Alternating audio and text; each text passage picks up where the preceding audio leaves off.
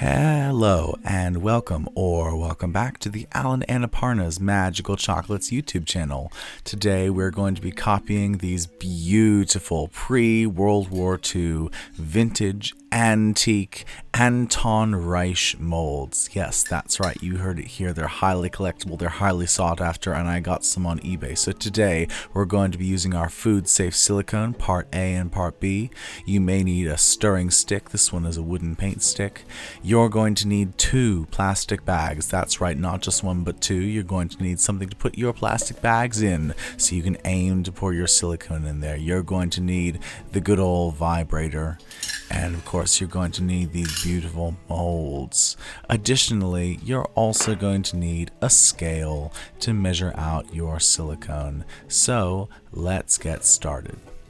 To start off, we're going to put 1 plastic bag inside of the other plastic bag.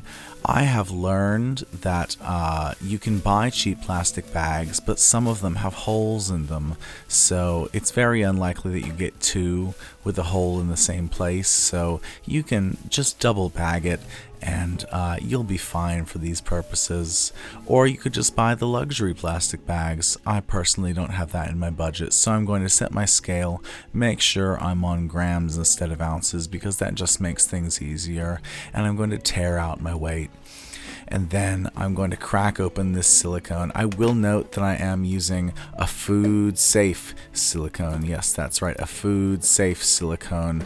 This is by Smooth On, and I've been told that they will sponsor folks. So hey, if the good folks at Smooth On are watching this, my email is notalanextra@gmail.com. That's notalanxtra@gmail.com. Let's do some business, because I really love your products and I've been using them for years. So we're going to pour a good amount of silicone into our receptacle, and then you're gonna just try your best to clean up that tail. It's never perfect. There's many ways you can go right or wrong about this, but I sort of just scrape it off and then close that container. I'm going to wipe it off now. Just get every last little bit in there, and then I'm going to put that, and then I'm going to put that back on the plastic bag.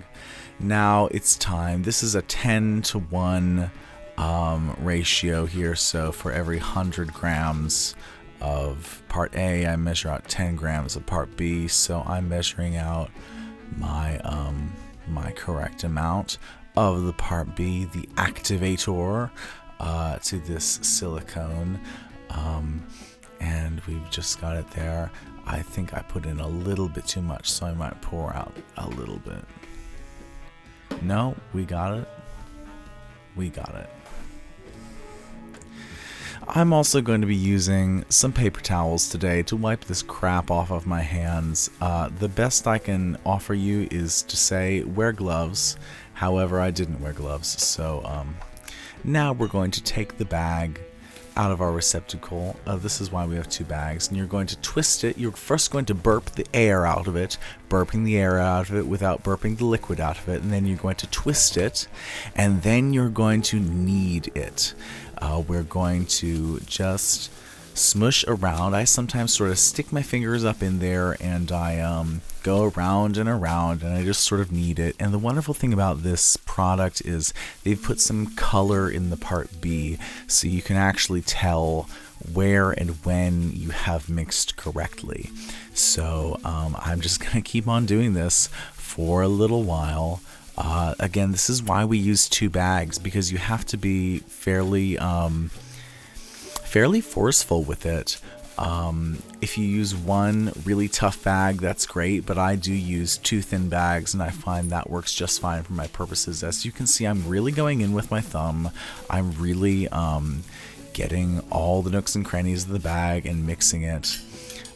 You are also going to need some scissors at some point, by the way, to crack open your bag. You can also just pull it open with your fingers, but I do not recommend that. Oh, there are the scissors. Yes, God, that's what we need.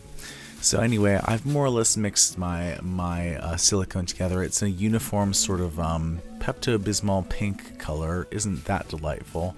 So I'm gonna find the corner of the bag, keep it twisted. This is just like piping anything else in a bag. Like if you're piping chocolate or piping fondant or frosting or whatever, you just control your bag. That's all it is. And I'm snipping off the top. And then I'm going to needle the silicone, which means I'm going to pour it from a bit of a height in a very thin stream. And in theory, this reduces the number of bubbles you have in your silicone. We've also got the trusty vibrator, so this may or may not do a whole lot for us because I am unable to degas my silicone because I do not have a vacuum tank. I am awfully sorry about that. So as you can see, I've poured a bit too much silicone actually, so I'm gonna go and get some more molds. I was just intending to do these few, but I have a whole bunch of molds actually that I need to cast. So as you can see, I'm just filling up these molds. Just filling them up. Even more molds. As you can see at this point, I got a little messy with it. But the great thing about silicone is that you can actually just wait for it to cure, and then it's extremely easy to clean up. Before it cures, it's a pain in the butt to clean up. But if you just wait till it cures, it just comes right up. Yeah, we start getting messy with it here, but you know, it's fine. It's fine. We're only showing this to everybody on the internet how clumsy I am. I am filling up all of these molds though.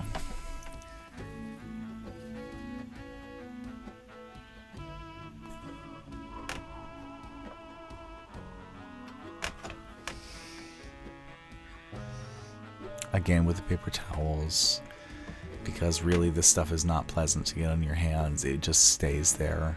And now we're going to use a common kitchen knife, and this is actually the same technique we use to fill our molds normally if you don't fill them quite properly, or if you fill them overfilled, or if you overfill them, you just take a knife and you scrape across and you drop the whatever you have in the mold on the other side. In this case, it's just silicone, and it looks like I'm making a mess, but I swear it'll all come off really easily later.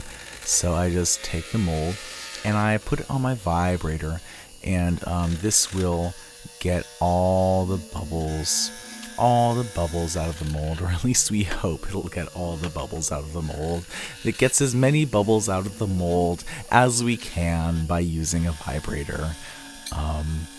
So this vibrator actually is intended for use with dental molds. That's the use for which it was intended. I use it for making chocolate and silicone molds. And it does the trick pretty well. It's better with chocolate than with silicone, I have found, but short of buying a vacuum chamber for me to degas my silicone, this is the best option that I have available to me. So you can see I'm just taking it, I'm buzzing it, and then I'm taking my knife and I'm scraping it. And I'm just letting that excess silicone fall right off the other side of the mold, and I'm putting it on the other side. Same with all of the other molds.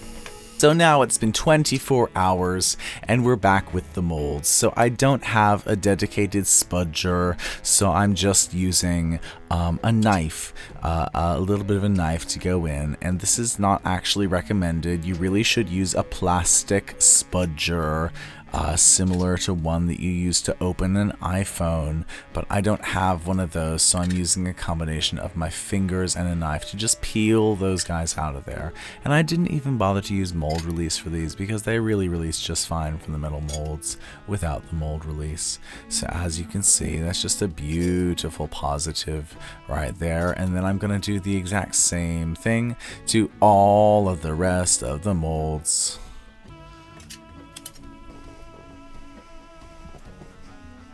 So it is important that you trim the edges of these, and I do these using a pair of kitchen shears because you want to get a clean edge. You can also just do this by pulling little pieces of silicone off, but I find it's most effective just to cut them off with a pair of scissors. As you can see, I'm sort of pulling them off. We just want to get as clean edges as possible. And now I'm going to take some packing tape, that's right, some regular packing tape, and I'm going to lay this aside because first what I'm going to do is I'm going to lay it out and make sure it fits. Then I'm going to peel that packing tape off.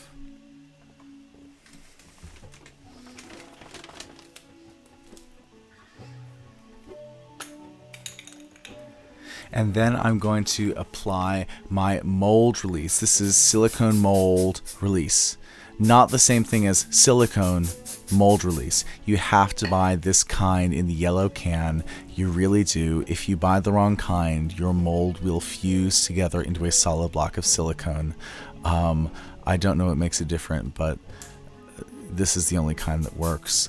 It says to pat it in with a brush and then apply a second layer of mold release, so that's exactly what I've done. I've patted it in with a brush and applied a second layer of mold release. So I'm doing the exact same thing to my other bar that I'm going to be doing. I'm applying a layer of mold release to it, a generous layer. I'm patting it in with a brush. This is a repurposed makeup brush. It's a synthetic brush. And then I'm applying a second layer of the mold release because we really don't want our mold to fuse into a solid block, because that's a waste of so much time and effort. And let me tell you, if you do it once, you never want to do it again. And I've done it like twice, so I never want to do it again. So here I'm just applying it to the packing tape. This just really makes sure that nothing gets on the bottom part of our mold. Mold positive, I should say. This isn't really a necessary step, but I find it does make things easier in the long run. So I'm just going to apply the tape to both of the backs of the molds, the mold positives that I am doing. Then I'm going to put them into this little bread tin, and I'm going to arrange them side by side, cutting off the excess tape. I'm going to arrange them side by side so that they will be ready.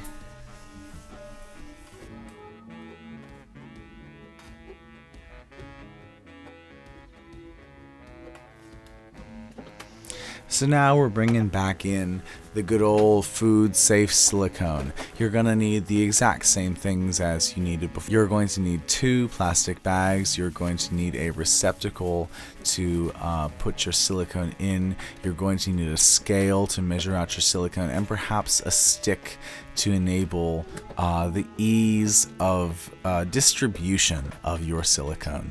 So here you can see we're double bagging it, and we're putting it in that receptacle. Then we're going to put on the scale, we're going to tear out, and we're going to get ready to do our silicone.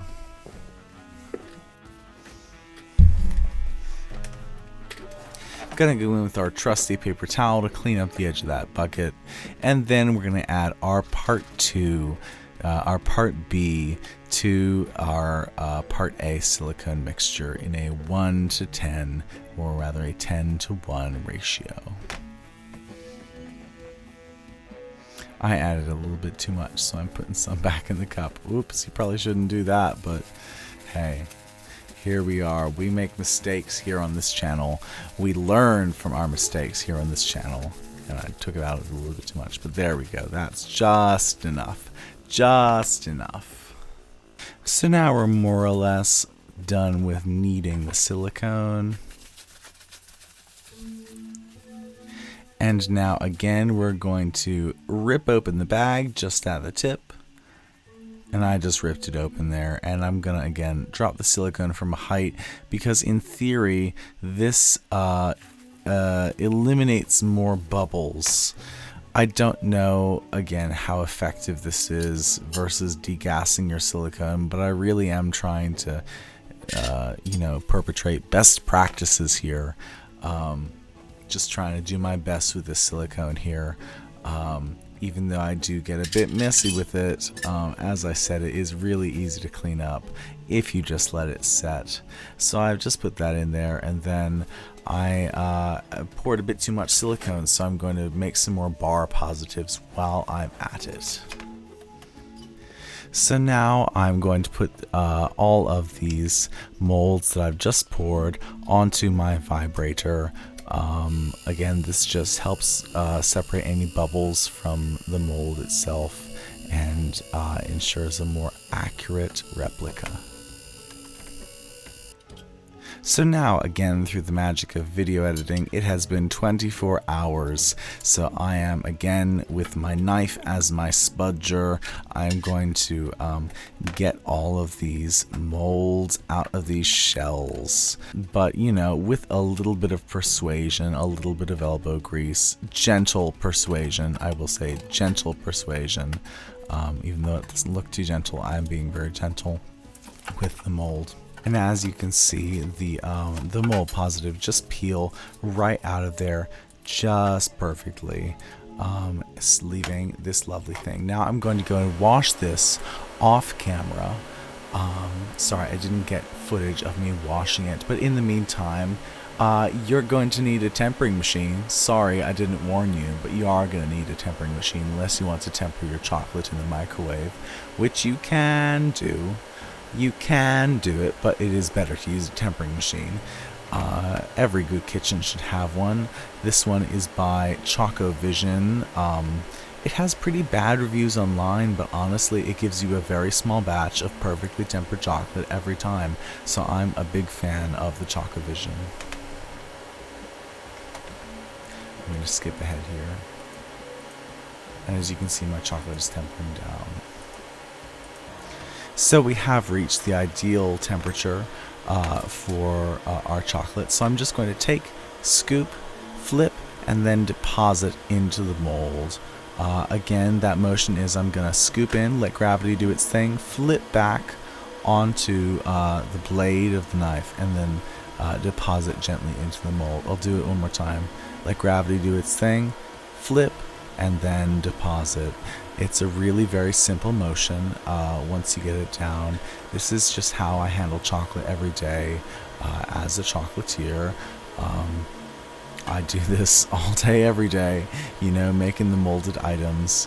But this is my first time doing so for an Anton Reich bar mold replica, so it really is very special. And I will say again, I have washed this mold very thoroughly. You want to get all the mold release off of it before you put anything for consumption on there. So I'm just putting some scoops in here, and then I'm going to take my spatula and I'm going to scrape off onto my parchment paper because I don't want to waste that chocolate. And now I'm going to take these into the refrigerator for around 20 minutes. And with the magic of video editing, it will be practically no time at all. And I do apologize for the change in angle here. My tripod broke mid filming, so just very gently we're going to take the bars out. I find they're easier to crack with these silicone molds, so you have to be fairly gentle, but look how beautifully that pops out. As I said, I did break my tripod mid-filming, so I apologize for these angles. And I have submitted this for a contest on Instructables, so please do vote for me to win. Look how beautiful those bars are. Some pre-World War II chocolate bars, courtesy of Anton Reich and Alan Extra, and Alan and Aparna's Magical Chocolates. Thank you for tuning in.